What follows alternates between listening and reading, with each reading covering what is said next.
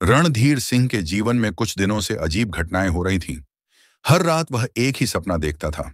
घना जंगल, एक पुराना मंदिर और वहां एक औरत की खौफनाक हंसी। हर बार जब वह उस सपने से जागता तो उसका पूरा शरीर पसीने से भीगा होता और दिल जोर जोर से धड़क रहा होता। यह सपना आखिर क्या है? रणधीर ने सोचा। जब उसने अपनी पत्नी संगीता से इसका जिक्र किया तो उसने कहा, यह कोई साधारण सपना नहीं है, यह कुछ और है। तुम उस रास्ते से गुजरने वाले हो जहां लोगों के साथ अजीब अजीब चीजें हुई हैं। तुम कुछ दिन के लिए सफर टाल नहीं सकते। लेकिन रणधीर के पास समय नहीं था। उसे इंदौर एक जरूरी सामान पहुंचाना था।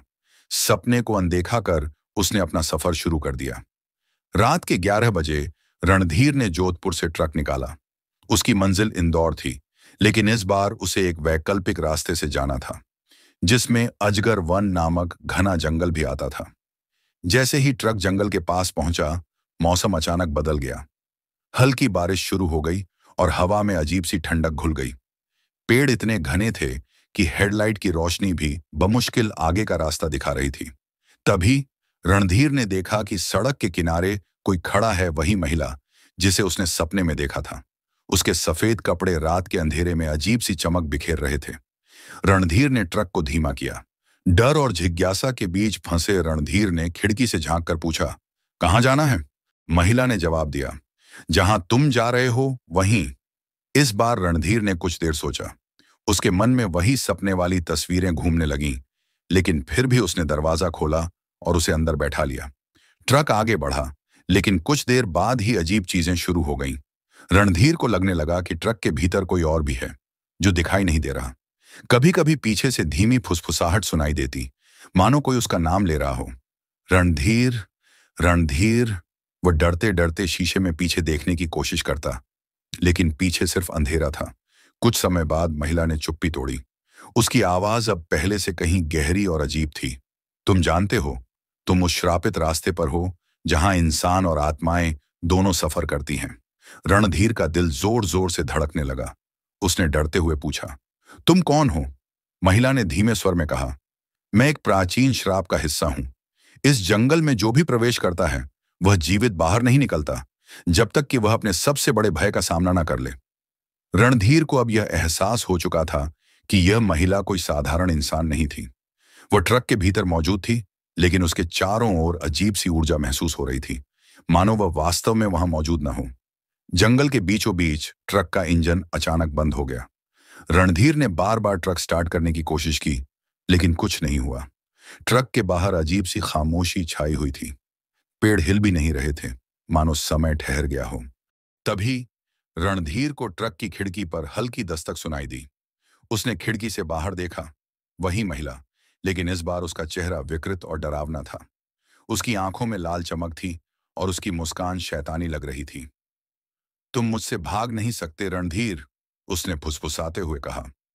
रणधीर ने घबराकर ट्रक का दरवाजा अंदर से बंद कर लिया, लेकिन तभी उसे एहसास हुआ कि ट्रक के अंदर भी वह महिला मौजूद थी, जैसे वह एक ही समय में कई जगहों पर हो सकती थी। रणधीर अब समझ नहीं पा रहा था कि वह वास्तविकता में है या किसी भ्रम में। उसे ऐसा लगने लगा कि ट्रक का अंदरूनी हिस्सा धीरे धीरे बदल रहा है। सीटें गल रही थीं, ट्रक की छत से पानी टपकने लगा था और चारों ओर घना अंधकार छा रहा था। रणधीर ने अपने माथे को दोनों हाथों से पकड़ लिया। वह जोर से चिल्लाया, यह सब क्या हो रहा है? तभी महिला की आवाज उसके कानों में गूंजी, यह तुम्हारा अंत है रणधीर। तुम इस जंगल से बाहर नहीं निकल पाओगे जब तक कि तुम अपने सबसे बड़े डर का सामना नहीं करोगे। रणधीर को अपने बचपन का एक दृश्य याद आया, जब वह एक गहरे कुएं में गिर गया था और घंटों तक अंधेरे में फंसा रहा था। वह अंधेरे से बेहद डरता था और अब वही अंधेरा उसे घेर रहा था। रणधीर को एहसास हुआ कि इस जंगल से बाहर निकलने का एक ही तरीका है, उसे अपने डर का सामना करना होगा। उसने अपनी आंखें बंद की और गहरी सांस ली। मुझे अंधेरे से डर नहीं है, मुझे अंधेरे से डर नहीं है, वह खुद से दोहराने लगा। धीरे धीरे ट्रक के अंदर का अंधेरा कम होने लगा। वह महिला, जो अब पूरी तरह से एक भयानक राक्षसी रूप में बदल चुकी थी, गुस्से से चीखने लगी। रणधीर ने ट्रक का इंजन फिर से स्टार्ट किया और इस बार इंजन ने उसकी बात मान ली। ट्रक तेजी से आगे बढ़ा और कुछ ही देर में वह जंगल के उस भयानक हिस्से से बाहर निकल आया। इंदौर पहुंचते पहुंचते सुबह हो चुकी थी। रणधीर ने एक गहरी सांस ली, लेकिन उसके मन में अब भी सवाल थे। क्या वह सचमुच उस श्रापित जंगल से बचकर निकला था, या यह सब सिर्फ शुरुआत थी? ट्रक के रेडियो से एक धीमी आवाज आई, रणधीर, हम फिर मिलेंगे। रणधीर अब समझ चुका था कि कुछ सफर सिर्फ मंजिल तक पहुंचने के लिए नहीं होते, वे हमें खुद से मिलवाने के लिए भी होते हैं। लेकिन इस सफर ने उसे एक सवाल के साथ छोड़ दिया।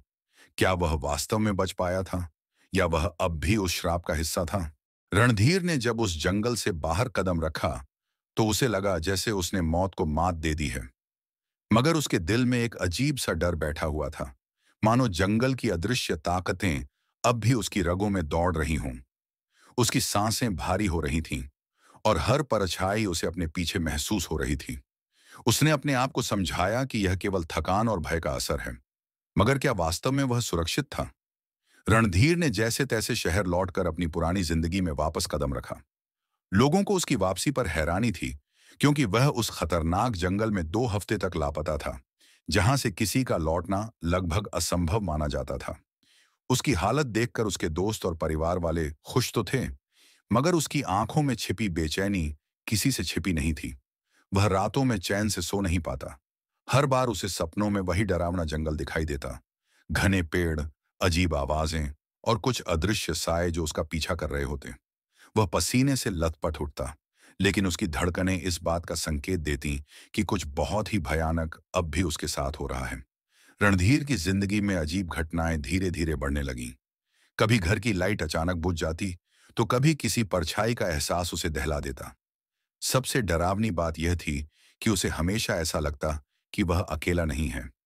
एक रात जब वह अपने कमरे में सोने की कोशिश कर रहा था, तभी खिड़की के बाहर से उसे किसी के चलने की आवाज आई। उसने बाहर झांका, लेकिन वहां कुछ भी नहीं था। वह फिर से बिस्तर पर लेटा, लेकिन तभी खिड़की के शीशे पर किसी ने 3 खरोंचें मारी। रणधीर का दिल जोर से धड़कने लगा। उसने लाइट जलाई, मगर कोई भी नहीं दिखा। उसने सोचा कि शायद ये सब उसके दिमाग का भ्रम है।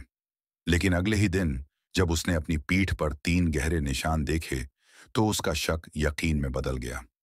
जंगल की कोई ताकत वाकई उसके पीछे थी। घबराकर रणधीर ने अपने दोस्त विक्रम से सलाह ली, जो रहस्यमयी और आध्यात्मिक मामलों में गहरी रुचि रखता था। विक्रम ने उसे एक पुराने पुजारी के पास ले जाने का सुझाव दिया, जो आत्माओं और जंगल की ताकतों के बारे में काफी जानता था। पुजारी ने रणधीर को ध्यान से देखा और कुछ देर तक चुप रहा। फिर उसने कहा, तुम्हारे साथ कोई ऐसी चीज लौटी है जिसे लौटना नहीं चाहिए था, कि ताकतें हमेशा अपने नियमों का पालन करवाती हैं। तुमने वहां कुछ ऐसा देखा है जो देखना नहीं चाहिए था, और अब वह तुम्हारे साथ बंध गया है। रणधीर ने कांपते हुए पूछा, क्या इसका कोई उपाय है? पुजारी ने एक लंबी सांस ली और कहा, तुम्हें वापस उसी जंगल में जाना होगा जहां से यह सब शुरू हुआ था। वहीं जाकर ही तुम इस श्राप से मुक्त हो सकते हो। लेकिन याद रखना, हर बार लौटने का मौका नहीं मिलता। रणधीर के सामने कोई और रास्ता नहीं था। उसे समझ आ गया कि अगर वह इस भय से हमेशा के लिए छुटकारा पाना चाहता है, तो उसे उसी जंगल में वापस जाना होगा। उसने विक्रम को साथ चलने के लिए कहा, लेकिन विक्रम ने मना कर दिया। मैं तुम्हारे लिए जितना कर सकता था कर चुका हूं। अब आगे का रास्ता तुम्हें अकेले ही तय करना होगा, उसने कहा। रणधीर ने हिम्मत जुटाई और एक बार फिर उस भयानक जंगल की ओर निकल पड़ा। इस बार वह जानता था कि उसका सामना किससे होने वाला है। जंगल में कदम रखते ही रणधीर को लगा जैसे वह किसी दूसरी दुनिया में आ गया है। पेड़ और घने हो गए थे, हवा में अजीब सी गंध थी, और पक्षियों की आवाजें अब डरावनी लगने लगी थीं। वह धीरे धीरे आगे बढ़ा। हर कदम के साथ उसका दिल तेजी से धड़कता रहा। कुछ दूर चलने के बाद उसे महसूस हुआ कि वही साए फिर से उसके आसपास मंडरा रहे हैं। अचानक उसकी आंखों के सामने वही झील आ गई, जिसे उसने पहले भी देखा था, शांत मगर रहस्यमयी। उसे याद आया कि पिछली बार भी यहीं से सब कुछ शुरू हुआ था। झील के किनारे खड़ा होकर रणधीर ने पुजारी के बताए मंत्र का उच्चारण करना शुरू किया। मंत्र पूरा होते ही झील में हलचल होने लगी। पानी के अंदर से एक काले साए ने आकार लेना शुरू किया, वही साया जिसने रणधीर का पीछा किया था। रणधीर ने अपनी सारी हिम्मत बटोरकर उस साए का सामना किया। वह जानता था कि उसे अब पीछे नहीं हटना है। साया धीरे धीरे उसके करीब आ रहा था, मानो उसे निगल जाना चाहता हो। मगर रणधीर ने अपनी आंखें बंद कर लीं और मंत्र पढ़ता रहा। अचानक जंगल में एक भयानक चीख गूंजी और सब कुछ शांत हो गया। जब रणधीर ने आंखें खोलीं, तो साया गायब हो चुका था और झील फिर से शांत हो गई थी। रणधीर ने राहत की सांस ली और जंगल से बाहर निकलने के लिए दौड़ पड़ा। इस बार उसे ऐसा महसूस हुआ जैसे कोई बोझ उसके कंधों से उतर गया हो। वह जब शहर लौटा तो सब कुछ सामान्य लग रहा था। न कोई डरावने सपने थे, न ही परछाइयों का पीछा। वह अपने पुराने जीवन में लौट आया था, मानो कुछ हुआ ही न हो। एक रात जब वह अपने कमरे में सो रहा था, तब खिड़की के शीशे पर फिर से 3 खरोंचों की आवाज आई। रणधीर ने चौंक कर दरवाजा खोला, लेकिन बाहर सिर्फ एक कागज का टुकड़ा रखा था। उस पर लिखा था, तुम्हें लगा तुम बच गए। रणधीर की सांसें थम गईं। वह समझ गया कि जंगल की ताकतों से कोई कभी पूरी तरह नहीं बच सकता।